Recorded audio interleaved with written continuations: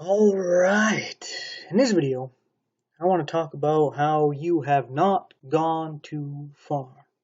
It's impossible for you to have gone too far to be saved.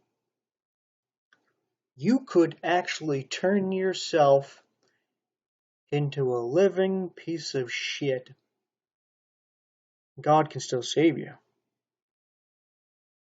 You may be thinking, well, I have done it. I have gone too far. Maybe thinking you've said some things and done some things you can't take back. Maybe you've entered into certain contracts, certain blood contracts, certain things that you cannot take back. You're stuck.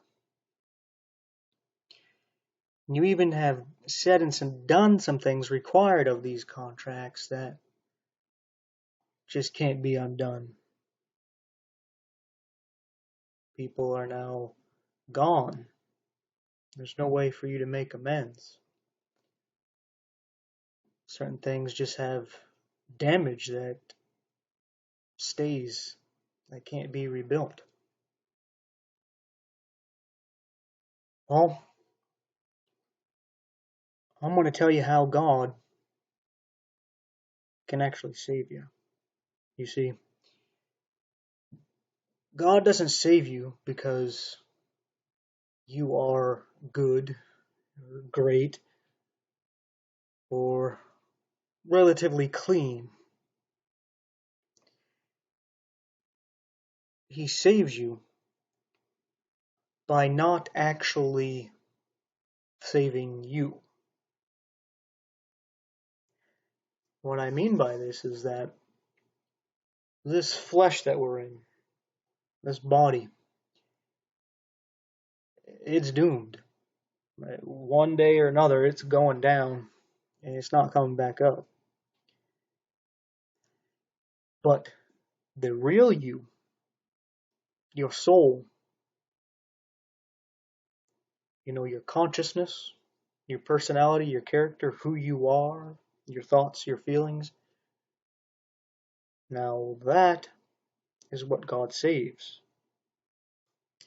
And when you accept what He has done for you, He considers your life dead. Past, present, and future, gone. So no matter what you have done, and there just doesn't seem any hope, especially those of you who've entered into certain contracts.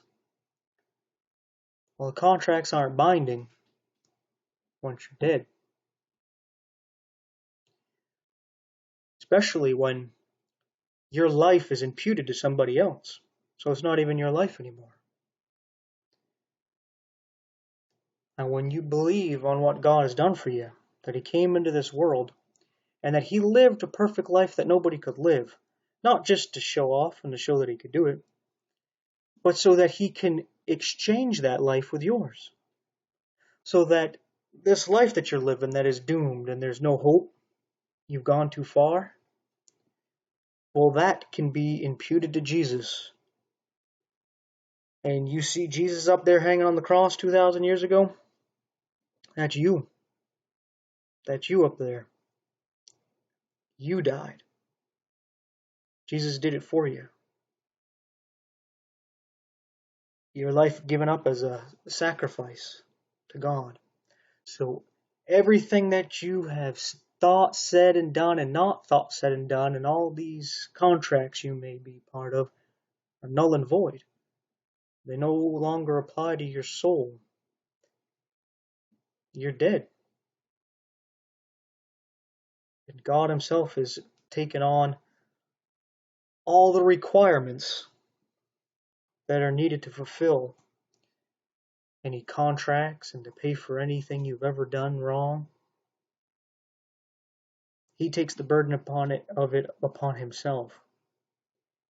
And since you're willing to give Him your life, He now gives you His life, His perfect, immortal life. It's now yours. so that one day when this flesh dies or Jesus comes back, which seems like it's right around the corner, he'll shed this trash body that we got. We'll go home.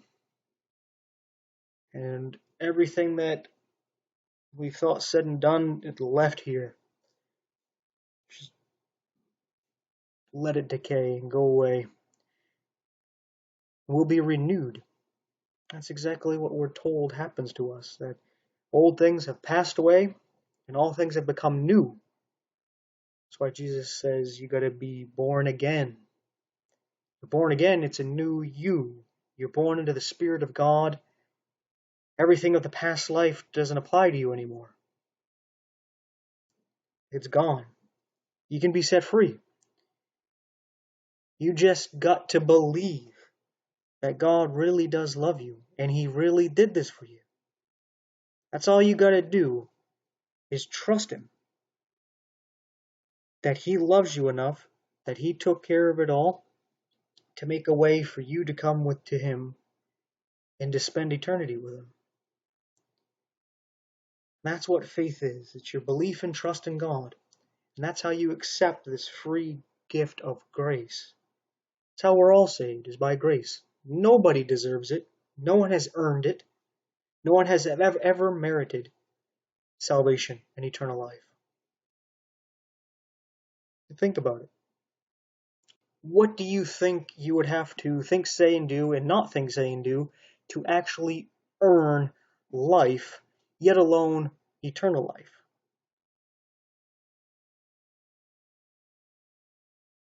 Just something for you to think about. So anyway, that being that, thanks for watching, and take care.